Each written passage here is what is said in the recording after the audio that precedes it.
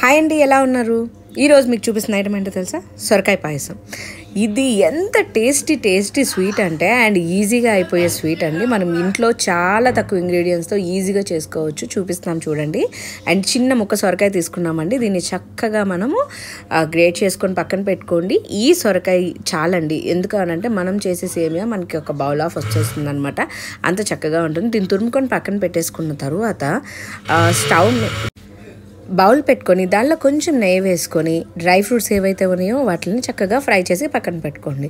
మన dry fruits మన ఇష్టం అండి. జీడిపప్పు అండ్ బాదం పప్పు అండ్ కిస్మిస్ అమ్మ వేసింది. అండ్ మీకు ఇంకా కావాలి అనుకుంటే పిస్తా పప్పు ఇవన్నీ కూడా మీరు యాడ్ చేసుకోవచ్చు. దీనికి ఎంత డ్రై ఫ్రూట్స్ ఉంటే ఈ పాయసం అనేది అంత టేస్టీగా ఉంటుంది. చూసిన విధంగా మీరు చేసుకోండి. అండ్ నెయ్యి కొంచెం సరిపోతుందండి, ఎక్కువ వేసుకోవాల్సిన అవసరం అయితే లేదు.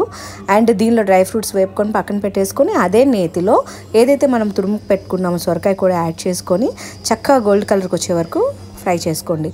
ఇలా చేసుకోవడం వల్ల ఏంటంటే మనకి సేమియా చాలా టేస్టీగా ఉంటుందండి. మనకి ఇలా వేపుకున్న సొరకాయ దానిలోనే చక్కగా సగ్గుబియ్యం ఏదైతే మనం పక్కన నానబెట్టుకుని ఉంటామో ఆ సగ్గుబియ్యాన్ని కూడా అందులో యాడ్ చేసేసుకోండి.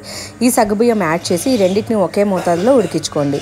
ఇలా ఉడికిన తర్వాత ఇలా ఉడికించిన దానిలో మనం ఏదైతే బెల్లము అను షుగరు మీకు చూపించిన విధంగా దీనిలో యాడ్ చేసుకొని అది కూడా కొంచెం సేపు ఉడికించుకొని దానిలో మనం వేపుకున్న డ్రై ఫ్రూట్స్ని యాడ్ చేసేసుకొని చివరిగా పాలు మిక్స్ చేసేసుకొని చక్కగా దాన్ని సర్వింగ్ బౌల్లోకి సర్వ్ చేసుకోవాలి.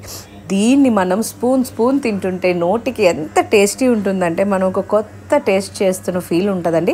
కంపల్సరిగా must and try everyone. And నా వీడియోస్ ఫాలో అవుతున్న అందరికీ థ్యాంక్ యూ సో మచ్ అండి. అండ్ మీరు ఇలా చూడబట్టే నేను నిజంగా వీడియోస్ ఇంకా ఎక్కువ చేయగలుగుతున్నాను. Thank you to all.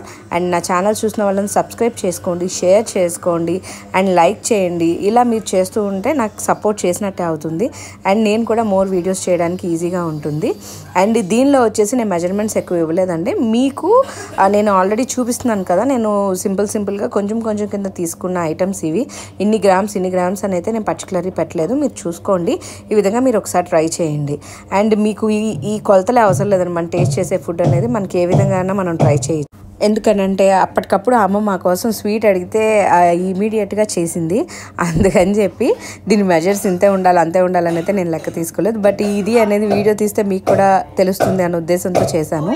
ఇదైతే చాలా టేస్టీగా ఉంది. లాస్ట్లో యాలకుల పౌడర్ వేసుకోండి. అండ్ స్మెల్కి కానీ టేస్ట్కి కానీ చాలా బాగుంటుంది.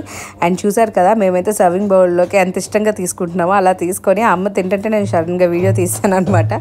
చాలా టేస్టీగా ఉంది. Must and try. అండ్ నా వీడియోస్కి సబ్స్క్రైబ్ చేయండి ప్లీజ్.